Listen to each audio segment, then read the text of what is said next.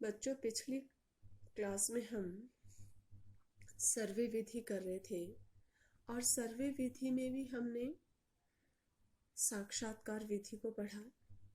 साक्षात्कार विधि क्या है ये कंप्लीट हो गया था। अब हम कर रहे हैं कि साक्षात्कार विधि के गुण क्या है।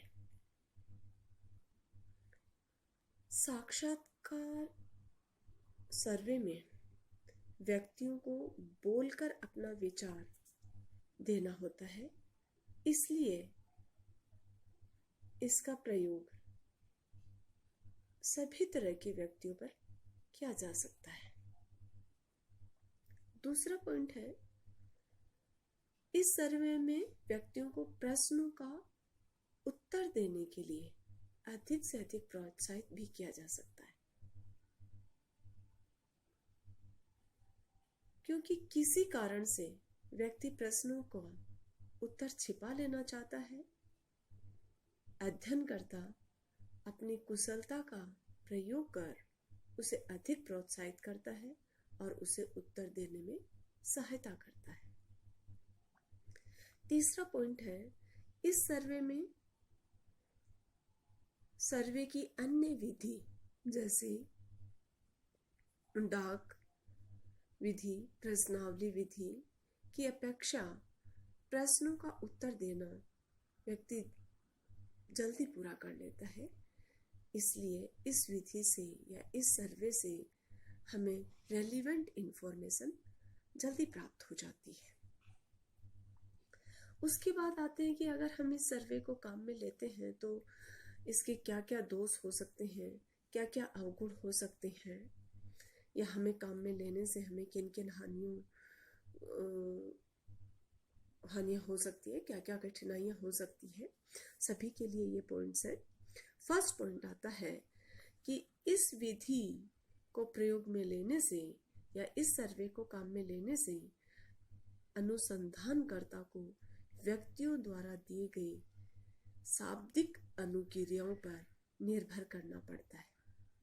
व्यक्ति अपने वास्तविक जीवन में इन शाब्दिक अनुक्रियाओं के अनुसार व्यवहार नहीं करता है। ऐसी परिस्थिति में इस सर्वे द्वारा प्राप्त परिणामों पर अधिक विश्वास नहीं किया जा सकता। दूसरा पॉइंट यह है, यह भी देखा गया है कि जब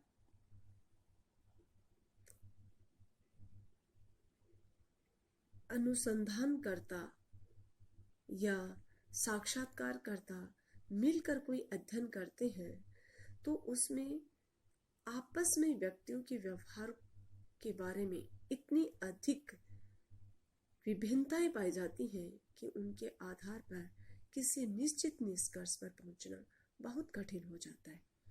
ये बात विशेषकर उन परिस्थितियों में अधिक होती है जब अध्ययनकर्ता द्वारा असंरचित साक्षात्कार किया जा रहा। उसके बाद आता है प्रश्नावली विधि या प्रश्नावली सर्वे।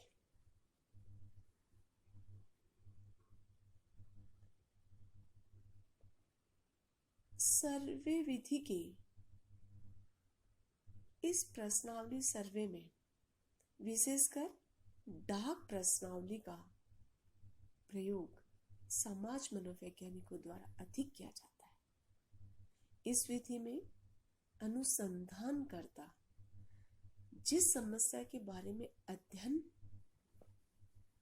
करता है या जिस समस्या का उसे अध्ययन किया जाना है उससे संबंधित कुछ प्रश्नों को पहले से ही तैयार कर लेता है और उसे एक पुस्तिका के रूप में छपवा कर या बुकलेट तैयार करवा कर उन व्यक्तियों को डाक के माध्यम से भेज देता है।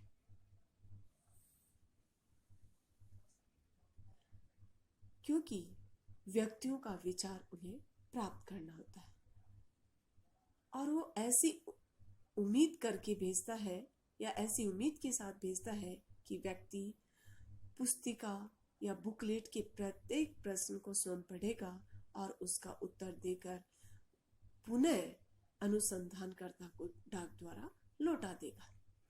इस विधि में अध्ययनकर्ता व्यक्तियों के समूह का संरक्षण रैंडमली करता है। इस विधि का प्रयोग महत्वपूर्ण सामाजिक समस्याओं जैसे गरीबी इत्यादि के अध्ययन में किया जाता है। उसके बाद आता है कि डाक प्रश्नावली विधि को काम में अगर हम लेते हैं तो हमें क्या क्या फायदा होगा या इस विधि के क्या क्या गुण हैं। तो इसके प्रमुख गुणों में फर्स्ट है, इस विधि द्वारा बहुत ही कम समय में अलग अलग स्थानों पर रहने वाले व्यक्तियों के विचारों का अध्ययन आसानी से कर लिया जाता है। यानी इस विधि को अगर हम काम में लेते हैं तो हम कम समय में अधिक से अधिक सर्वे कर सकते हैं। इससे हमें समय की बचत होगी। इस विधि को अध्ययन में शामिल करने से हमें समय की काफी बचत होगी। दूसरा है, इस विधि से उन सभी समस्याओं पर प्रकाश डाला जा सकता है या उन सभी समस्याओं का अपने आप समाधान हो जाता है जो साक्षात्कार सर्वे विधि में साक्षात्कारकर्ता से संबंधित होती है। जैसे कुछ समस्याएं साक्षात्कारकर्ता की अपनी व्यक्तिगत पूर्वधारणा से संबंधित होती है, जिसके कारण उसका प्रभाव अध्ययन के परिणामों पे पड़ता है और परिणाम विश्वसनीय नहीं हो पाते हैं। डाक प्रश्नावली विधि में इस तरह की समस्याओं या इससे संबंधित कोई दूसरी समस्या उत्पन्न होने का सवाल नहीं उठता है या इस तरह की समस्याओं का सामना डाक प्रश्नावली विधि में हमें नहीं करनी होती है। तीसरा पॉइंट आता है कि डाक प्रश्नावली में उत्तरदाता से सीधा संपर्क करने से संबंधित समस्याएं अपने आप खत्म हो जाती है, क्योंकि इसमें उत्तरदाता से सीधे संपर्क स्थापित करने की जरूरत नहीं पड़ती है, क्योंकि वो स्वयं ही बुकलेट को भर के डाक के माध्यम से पहुंचा देता है। उसके बाद आता है कि अगर हम इस विधि को काम में लेते हैं तो हमें किन किन कठिनाइयों का सामना करना पड़ सकता है या इस विधि के क्या दोष है, क्या अवगुण है। फर्स्ट अवगुण है कि इस विधि का सबसे महत्वपूर्ण दोष यह है कि अधिकांश उत्तरदाता भेजी गई प्रश्नावली को निर्देशानुसार भरकर वापस नहीं लौटाते हैं। इससे अनुसंधानकर्ता को समस्या के बारे में अध्ययन करना कठिन हो जाता है और फिर निष्कर्ष पर पहुंचना भी कठिन हो जाता है। दूसरा जो दोष है वो है, इस प्रश्नावली में प्रश्नों के जो उत्तर दिए गए होते हैं वे उत्तरदाता द्वारा ही दिया गया है या किसी और व्यक्ति द्वारा दिया गया है, उसका निर्णय नहीं हो पाता है। अधिकांश हम ये देखते हैं कि वास्तविक उत्तरदाता के बदले परिवार का कोई भी अन्य सदस्य प्रश्नों का उत्तर देकर प्रश्नावली को लौटा देता है। ऐसी परिस्थिति में डाक प्रश्नावली द्वारा प्राप्त सूचनाओं की विश्वसनीयता समाप्त हो जाती है। तीसरा सवाल दोष है, डाक प्रश्नावली का प्रयोग उन अध्ययनों में अधिक महत्वपूर्ण नहीं होता जहां अनुसंधानकर्ता या अध्ययनकर्ता व्यक्तियों से बातचीत करके उनके विचारों की गहराइयों में जाना जाता है। उसके बाद हमारा थर्ड जो पॉइंट था या थर्ड सर्वे था, पैनल सर्वे। इस विधि में सर्वे करने वाला व्यक्ति जनसंख्या से चुने गए या लिए गए सैंपल में व्यक्तियों के समूह का इंटरव्यू 2 या 2 से अधिक बार करता है तथा समस्या के प्रति उनके विचारों से अवगत होता है।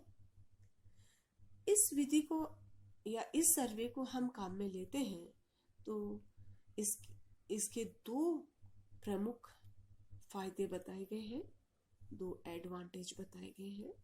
फर्स्ट है, इस विधि में सभी मनोवैज्ञानिक ये आसानी से जान पाते हैं कि वे कौन कौन से कारक हैं जो समय बीतने के साथ साथ व्यक्तियों की समूह की मनोवृत्तियों में परिवर्तन लाते हैं। दूसरा पॉइंट है, जब एक ही सैंपल के मतों को दो या दो से अधिक बार जाना जाता है तो इससे सैंपल द्वारा दिए गए मतों की स्थिरता या विश्वसनीयता का भी पता चलता है। उसके बाद आता है कि इसमें कौन किसकी कमियां थी, या इस सर्वे को अगर हम काम में लेते हैं तो क्या कठिनाई है। फर्स्ट है, पैनल सर्वे में एक ही सैंपल को अध्ययन में कई बार शामिल किया जाता है, इसलिए ऐसा देखा गया है कि प्रत्येक बार सभी व्यक्ति अध्ययन के लिए कई कारण जैसे मृत्यु या ट्रांसफर, दोबारा अध्ययन में भाग लेने की इच्छा की कमी आदि के कारण उपलब्ध नहीं हो पाते हैं।